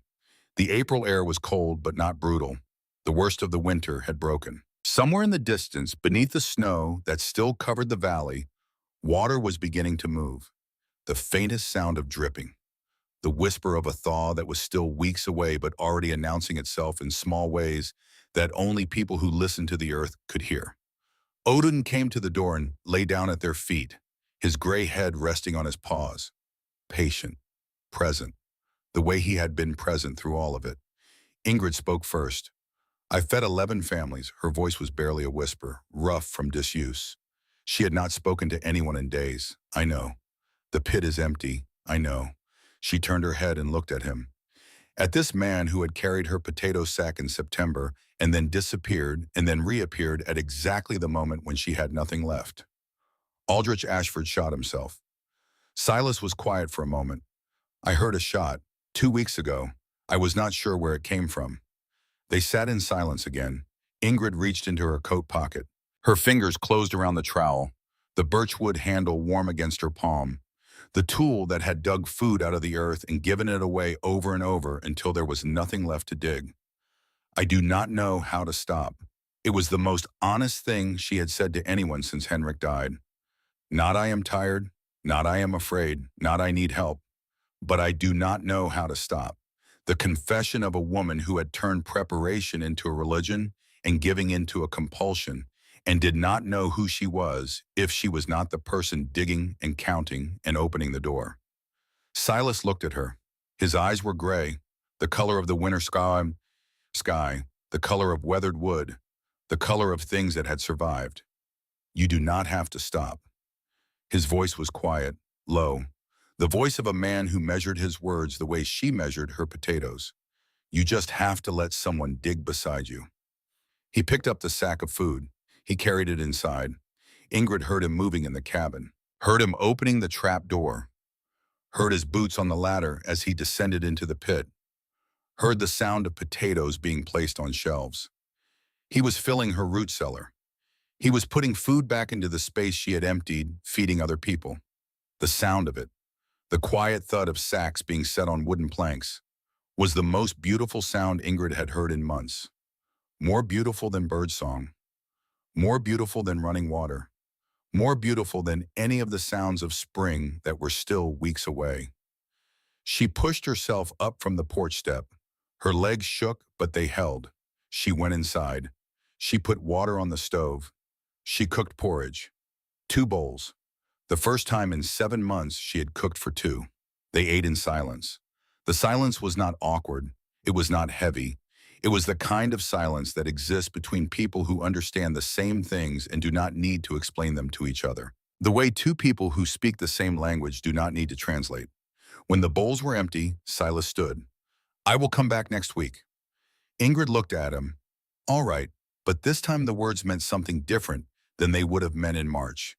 In March, they would have meant, "I accept your help." Now they meant, "I accept you." He came back the following week, and the week after that, sometimes with food, sometimes with just himself and his tools, fixing what needed fixing, replacing what had worn out, doing the quiet, necessary work of maintaining a place where one person had been living alone for too long. He did not court Ingrid. He did not bring gifts or speak of feelings or do any of the things that men in stories do when they are interested in a woman. He brought potatoes and fixed hinges and sat in a chair and ate porridge and left. And Ingrid let him. That was the beginning. May came slowly. The winter did not end on a particular day. There was no morning when Ingrid woke and the snow was gone, and the sun was warm, and the birds were singing. It retreated the way it had advanced, gradually, stubbornly, fighting for every inch, giving up ground with the reluctance of an army that knows it will return. The temperature climbed above 0, then above 20, then one afternoon in the second week of May above freezing. And the sound of water began, dripping from the eaves, running in rivulets down the sides of snowbanks, pooling in low spots in the yard. The sound of a world thawing, waking up, remembering that it had another season besides winter. And as the snow pulled back, it revealed everything it had been hiding. Cattle carcasses, everywhere. On every field and hillside and draw and ridgeline. On the valley floor and the mountain slopes and the spaces in between. Thousands of them, tens of thousands. The bodies had been preserved by the cold through the winter. Frozen solid, stacked in drifts, buried under layers of white that had hidden the full scope of the catastrophe. Now as the temperature climbed above freezing, they began to thaw, and the smell rose over the valley like a tide, sweet and rotten, so thick you could taste it on your tongue a mile from the nearest carcass. The smell of death on a scale that defied imagination. The smell of an economy collapsing. The smell of 10,000 dreams rotting in the spring sun. Buzzards came from everywhere, from distances that seemed impossible, drawn by the scent of decomposition that carried for miles on the spring winds.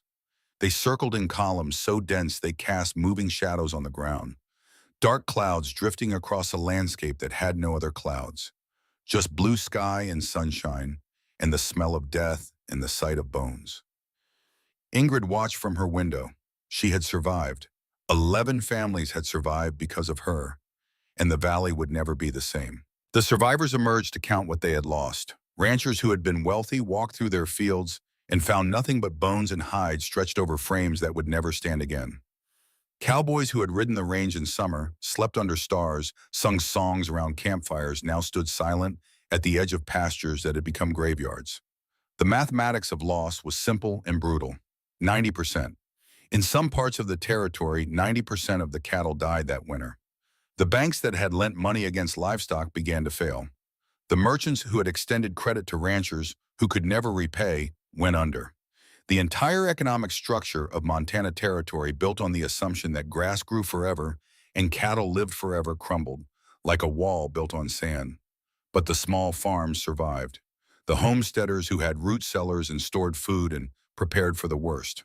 Who had listened to old wisdom passed down from people who had lived through worse. They came through the winter thin and scarred and changed in ways that would take years to fully understand. But they came through it alive. And they learned what the cattle barons had never understood.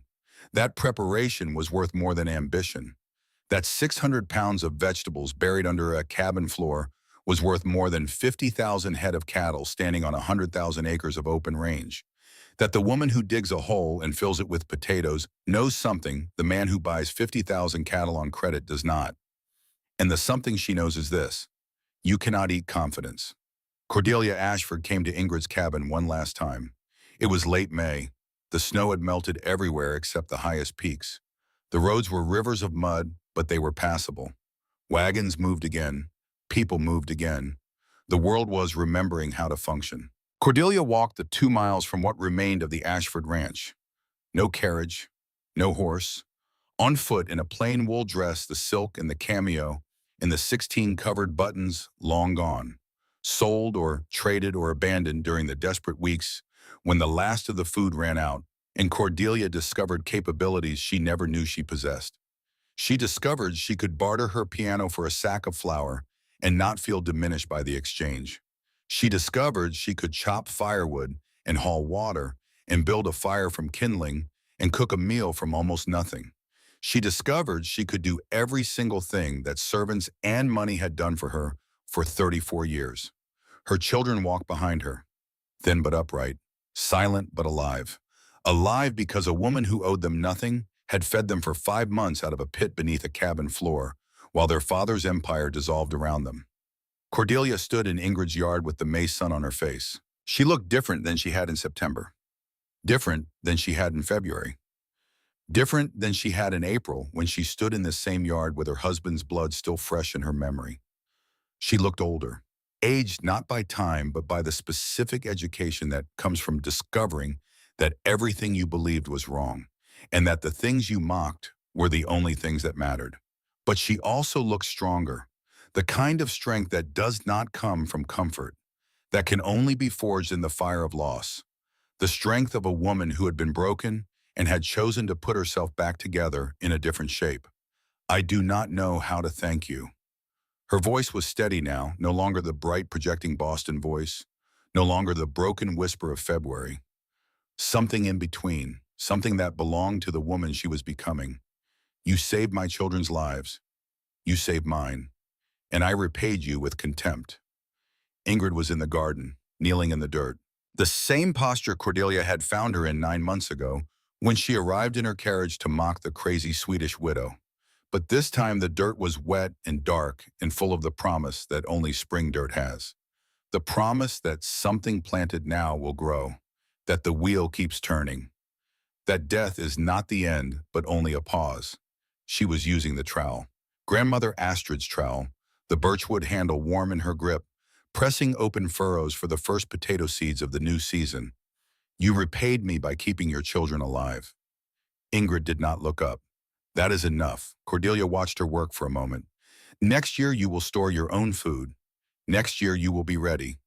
Next year I will not be here.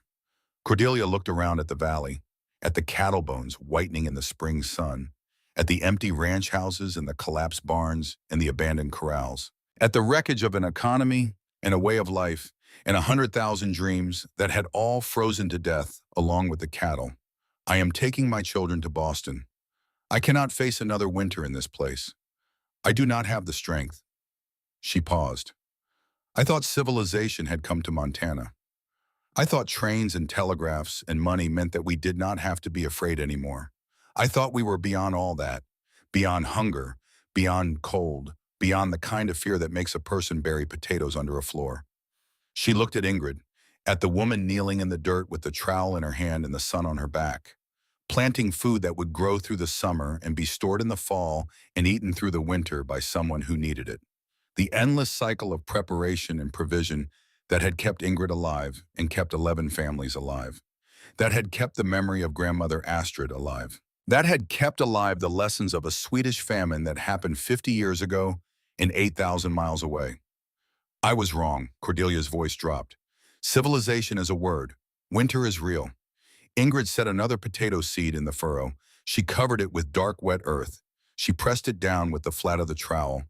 The people who understand that are the ones who survive. Cordelia extended her hand. Ingrid stood. She took it. The hand she held was not the hand she remembered from September. Not the soft, manicured Boston hand that had never gripped anything rougher than a silver fork.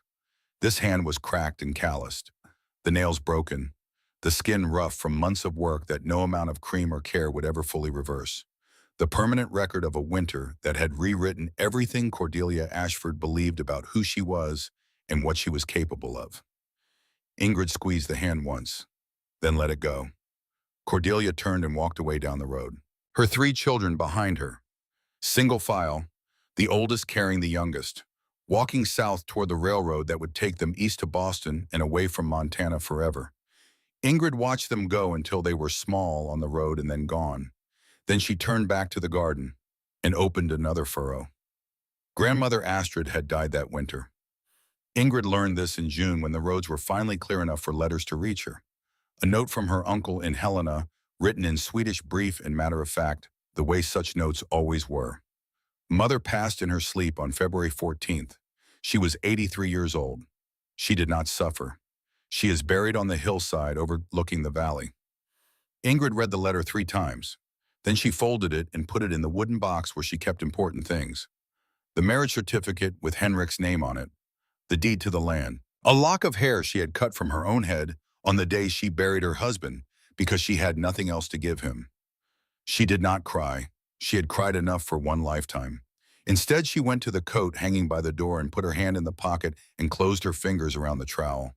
The birchwood handle warm against her palm, the iron blade thin from decades of sharpening, the weight of it exactly right, the way a thing feels when it has been shaped by hands that work the same way yours do.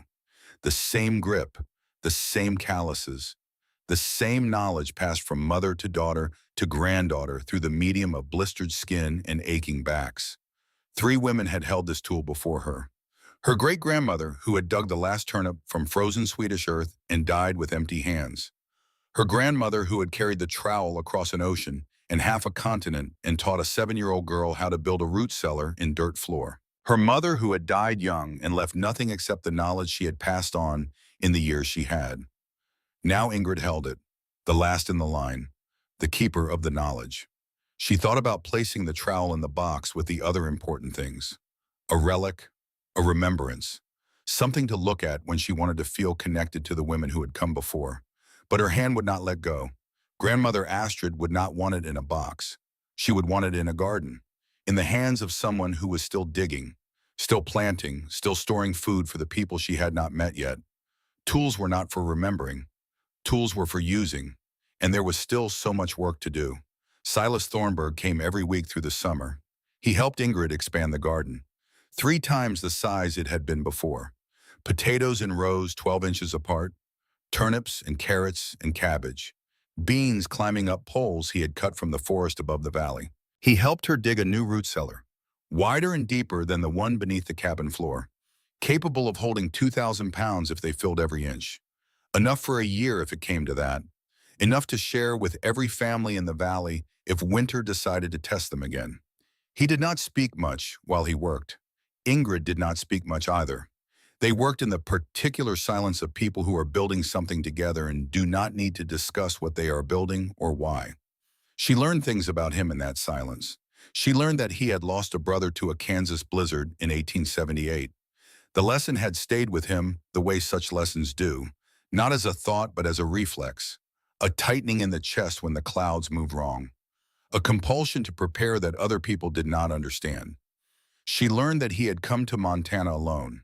No wife, no family, just himself and his quarter section, and the knowledge that winter was not to be trusted. She learned that he had watched her through the winter, not constantly, not obsessively, but he had kept track. He had seen the families coming to her door. He had counted the weeks and wondered how long her supplies would last and calculated when she would need help. And he had waited, because he knew that a woman like Ingrid would not accept help until she had given away everything she had. One evening in August, after they had finished stacking firewood against the north wall of the cabin, Silas sat in the chair by the fire. Henrik's chair, the chair that had been empty for 18 months. Ingrid noticed. She did not say anything, but she noticed, and she felt something shift, not in the chair, not in the room, in the space inside her chest where she had been carrying Henrik's absence like a stone. The stone did not disappear. It would never disappear. But it shifted, made room, acknowledged that there was space for something else alongside the grief. Silas looked at her. That hinge is still loose, the one he had fixed in March. The cold had warped it again. I know. He did not offer to fix it. He just looked at her with those gray eyes that saw everything. I could fix it if I lived closer. Ingrid understood what he was saying. She understood what he was asking. She looked at the empty chair, at the man sitting in it, at the quiet competence of his hands, and the patience in his face, in the particular quality of silence that he carried with him everywhere. She thought about Henrik. She thought about the warmth of his laugh and the confidence of his smile, in the way he had kissed her forehead and said everything would be fine. She had loved him. She would always love him. But he was gone, and she was still here, and the winter would come again. You could live here. Silas nodded. Right. They married in September 1889, a small ceremony at the Lutheran church in town. The minister was the same one who had read the service for families who lost members during the Great Die-Up. He had read a lot of services that year. He had learned to keep them short. The congregation was small farmers and their wives, homesteaders who had survived the winter, people who understood what it meant to be alive in Montana in 1889 and did not take the fact of their survival lightly. Ingrid wore a new dress, the first new dress she had owned since coming to Montana 5 years before. Simple cotton, blue, no cameo brooch, no covered buttons, just a dress that fit a woman who had spent the summer eating well and working hard and slowly rebuilding the reserves that the winter had taken from her body. In her coat pocket, the trowel. She had considered leaving it at home. A wedding was not a time for tools. But that felt wrong, like leaving part of herself behind, like walking into a new life without the thing that had dug her out of the old one. When the minister asked the question and Ingrid said yes, she thought about Henrik. Not with grief, though grief was there. Permanent and quiet. A room in the house of her heart that would never be empty and never be fully lit. She thought about him with gratitude. He had taught her how to love another person. He had shown her what kindness looked like in a man who gave it freely and without calculation. And his death had taught her the other lesson, the harder one, the lesson about preparation and survival and the price of not enough. Both lessons were part of her. Both had brought her to this church, to this man, to this moment of beginning again. Silas understood. He understood because he was the same kind of person, made from the same material, shaped by the same knowledge. He stored food, he read the sky, he planned for the worst and worked for the best and did not confuse optimism with preparation. He had watched her through her cabin window on a February night, giving food to families whose names she did not know, emptying her stores pound by pound, feeding strangers while her own body consumed itself. And he had seen something he had never seen before. Not charity, which implies a giver and a receiver and a distance between them. Something else. Something more like water finding its level.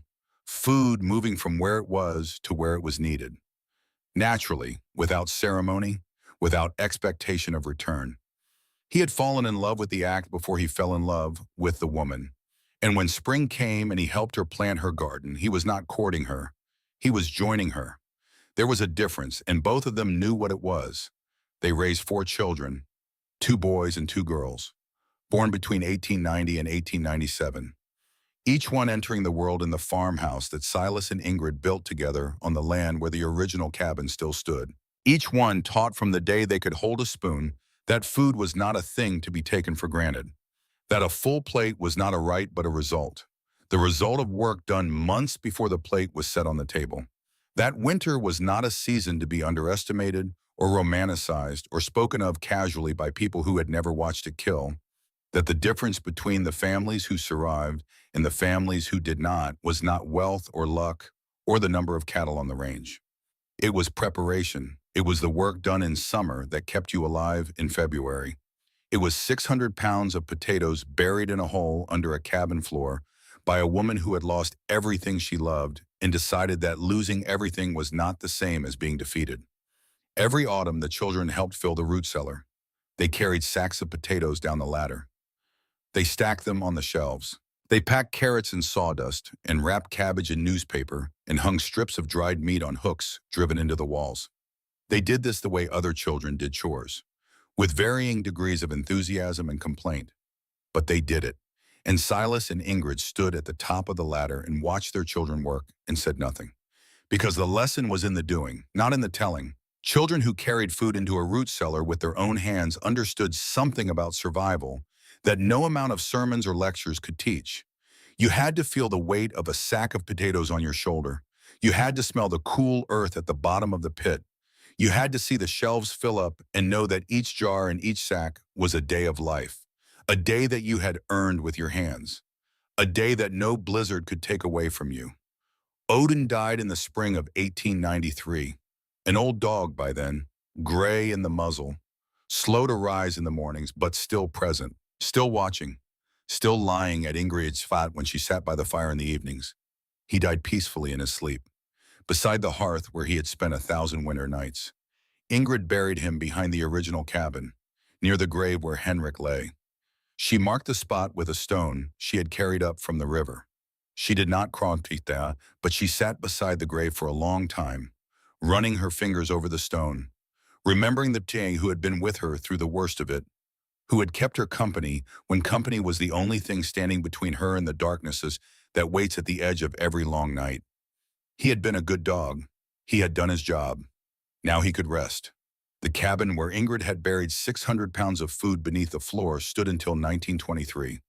37 years of Montana winters and summers, 37 years of snow and sun and rain and wind.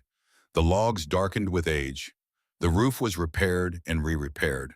The door with the hinge that Silas had fixed twice was replaced by a new door that opened on new hinges but still faced east to catch the morning sun. Ingrid was 65 years old when the decision was made to tear it down. The farmhouse that she and Silas had built was more than sufficient for the family. The old cabin had become storage, a place to keep tools and seed and the accumulated debris of 4 decades of farming. It was time. Workers came with crowbars and sledgehammers. They pulled the logs apart one by one. They stacked them in piles to be burned or salvaged. They swept the dirt floor clean of 37 years of dust and debris, and they found the pit. Still there, 8 feet deep, 4 feet wide, 6 feet long. The pine plank walls were dark with age but solid. The straw insulation had compressed over the decades into a thin, hard layer that still held a faint smell of the earth it had been packed against. The shelves were empty, but the marks where the sacks and crates had rested were still visible in the wood. Faint rectangular ghosts of the provisions that had kept 11 families alive through the worst winter in Montana history. The workers stood at the edge of the pit and looked down into it. They did not understand what they were seeing. They saw a hole in the ground, storage space that someone had built a long time ago and then abandoned. They filled it with dirt. They poured a concrete foundation over it. They built a new shed where the cabin had been. The physical evidence of what happened there disappeared under progress, and the particular American belief that what comes next is always more important than what came before. But the story did not disappear. Stories do not need foundations or walls or roofs. They live in the air between people. They pass from one mouth to another. They are carried in memory the way the trowel was carried in a coat pocket. Always there, always ready, waiting for the moment when someone needs to hear what it has to say. On a September afternoon in 1923, not unlike the September afternoon where this story began, Ingrid Lindgren sat on the porch of the farmhouse and watched her grandchildren dig. 4 shovels striking Montana clay in the yard behind the house, steady and rhythmic, the same sound that had opened this story. Metal on earth, the oldest human percussion, the sound of people preparing for what was coming. They were digging a new storage pit for the winter provisions, doing it the way Ingrid had taught them, the way grandmother Astrid had taught Ingrid, the way the knowledge had passed down through generations of women who understood that winter was not a word but a force. Ingrid could not help them anymore. Her back would not allow the bending. Her hands had grown stiff from decades of gripping shovels and trowels and the handles of pots filled with potato broth. But she watched, and she counted. She counted the depth of the pit, the number of sacks waiting to be lowered in, the bushels of potatoes and turnips and carrots that her children and grandchildren had grown and harvested with their own hands. The arithmetic of survival, still accurate after all these years. Her youngest daughter, a woman of 30 now, with children of her own, stopped digging and leaned on her shovel handle. She wiped her forehead with her sleeve and looked up at Ingrid on the porch. The afternoon sun was warm on both their faces. The mountains to the west stood purple against the horizon, the same mountains that had watched Ingrid dig her first root cellar 60 years before. Mama. Her daughter's voice carried across the yard. How much is enough? Ingrid looked at the sky. She looked at the mountains where the weather came from. She looked at the valley spread out below the farmhouse, green and gold in the autumn sun, dotted with farmhouses in the straight lines of fences and roads, the orderly geometry of a world that believed in its own permanence. She reached into her coat pocket, her fingers closed around the trowel. The birchwood handle was warm from resting against her body, worn smooth by 60 years of use, by 4 generations of women who had held it and used it and passed it on. Her great-grandmother who had dug the last turnip from frozen Swedish earth. Her grandmother who had carried it across an ocean and taught a child how to survive. Herself who had dug a hole in a cabin floor and filled it with food and opened the door to everyone who knocked. And now her daughter who stood in the yard with a shovel in her hands asking the question that every generation asks. How much is enough? Ingrid answered in the voice that grandmother Astrid had used. Flat, calm, not afraid. Just the truth delivered the way truth should be delivered, without decoration, without apology, without any doubt at all. Always store enough for the people you have not met yet.